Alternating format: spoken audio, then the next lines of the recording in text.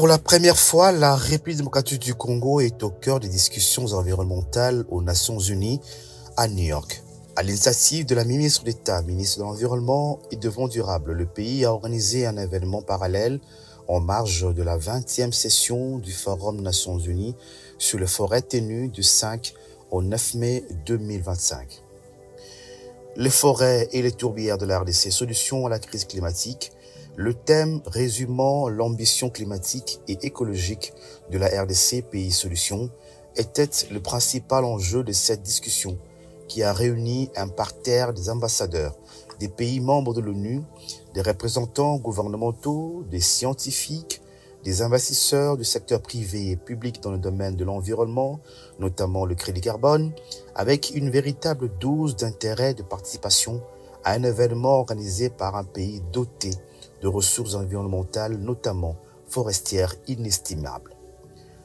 Dans la foulée de ce face-à-face qui s'est déroulé dans la salle de conférence 8 des Nations Unies, la présentation du professeur Jean-Robert Bouangoy sur ses récentes recherches portant sur le marécage de tourbières et aussi sur les remarquables travail accompli en faveur de communautés locales à travers la conservation de forêts et ses bénéfices générés par les crédits carbone. La société ERA Congo, filiale de WWC, qui dirige, est une référence de projets de capitalisation de services écosystémiques, notamment dans les forêts de Maïndombe. En travaillant avec les communautés locales, on arrive à obtenir de bons résultats. Et les résultats que nous attendons, nous, de notre part, on attend la protection des forêts et de la biodiversité, tandis que les communautés attendent le développement, attendent une évolution positive de leurs conditions de vie. Et les deux ne sont pas exclusifs. Et c'est ce que nous avons montré ici. En travaillant avec les communautés, nous avons obtenu des résultats extrêmement intéressants au niveau de la biodiversité et de la conservation des forêts. La ministre d'État, Eba Zaïba Massoudi, est revenue sur la thématique principale de ce side event en évoquant les potentialités environnementales que détient la République démocratique du Congo, tout en partageant la vision écologique du pays par la préservation de ses ressources et aussi les attentes en termes de leur valorisation au profit de communautés locales. Vous savez, le bassin du Congo, c'est le deuxième massif forestier, mais devenu aujourd'hui le poumon le plus important du monde, donc le premier poumon du monde à côté du bassin de l'Amazonie. Et au sein de ce bassin du Congo, c'est la RDC qui a la grande part.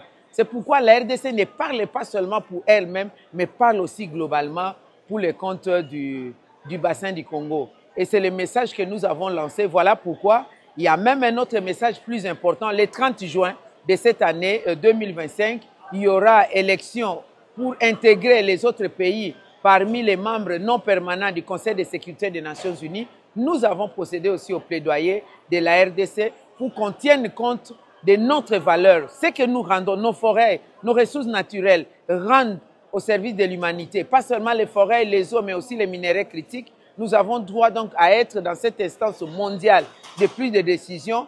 Quoique c'est rotatif, mais pour le moment, comme il y a élection de certains pays, nous avons fait aussi le plaidoyer que beaucoup de pays viennent nous soutenir pour que nous puissions y être.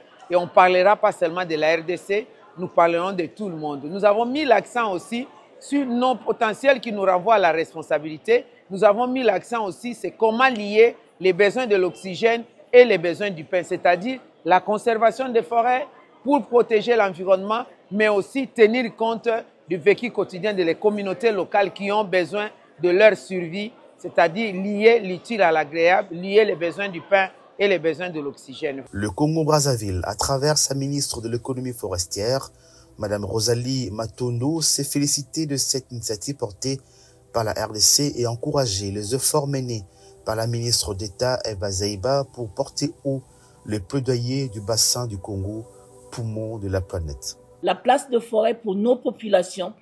Donc vous avez bien compris que si nous engageons les financements internationaux, les financements climatiques vers l'impact que cela peut apporter à nos populations, nous allons arriver à sauver nos forêts, nous allons arriver à sauver nos populations de cette pauvreté légendaire, elle a dit, et aussi apporter donc une qualité de vie à ces populations qui vont leur permettre d'être toujours des acteurs de la sauvegarde de ces forêts, de la protection de ces forêts.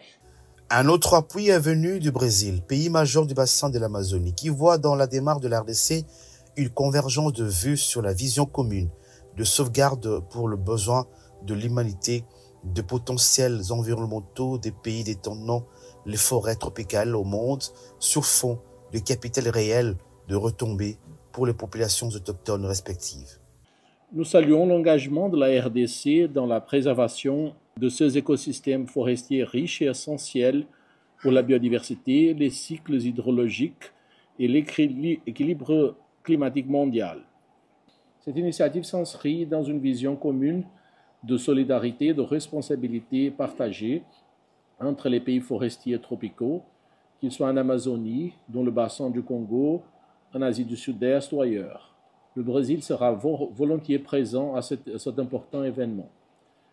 Nous sommes ravis aussi d'avoir la participation de la RDC au groupe des pays unis pour nos forêts, qui rassemble 19 pays en développement, abritant plus de 60% des forêts tropicales du monde.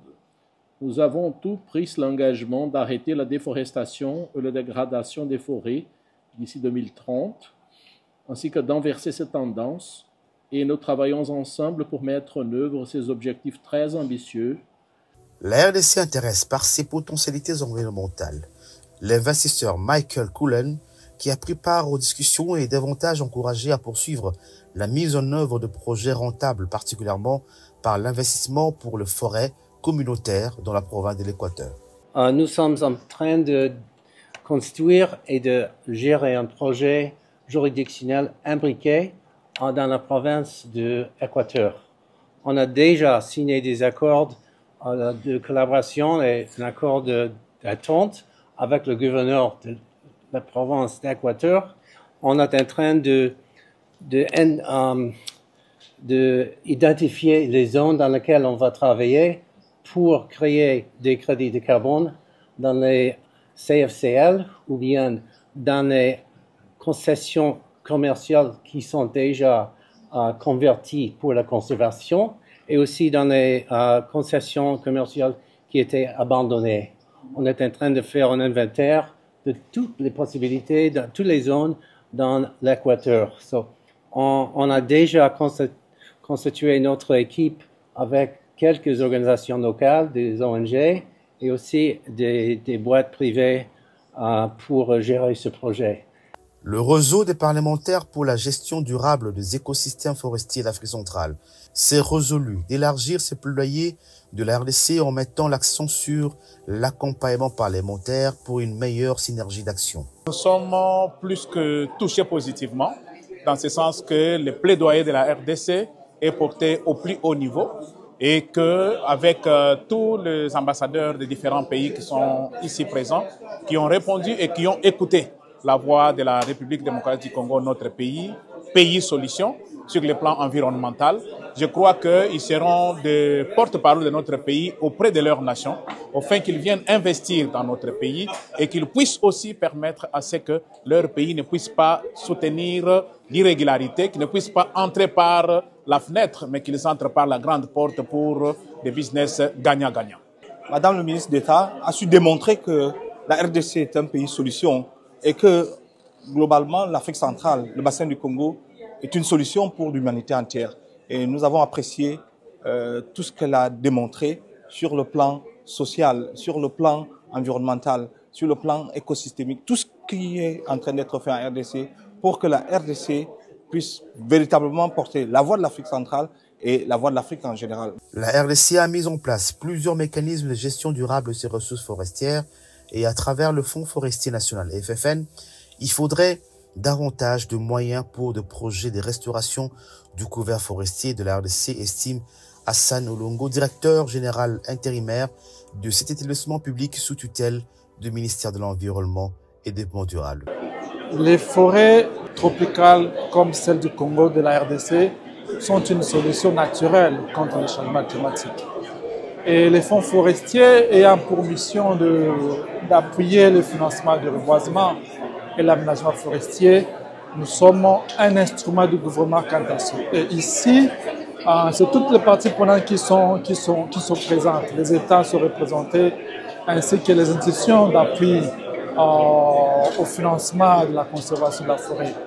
Et lors de cette session, il y a une particularité, c'est que les États ont décidé de la mise en place d'un secrétariat permanent qui sera chargé d'assurer, accompagner les pays dans le financement, dans la gestion durable des forêts. À travers cet événement parallèle, la RDC a mieux partagé sa vision et politique dans le secteur de la préservation de ses ressources environnementales.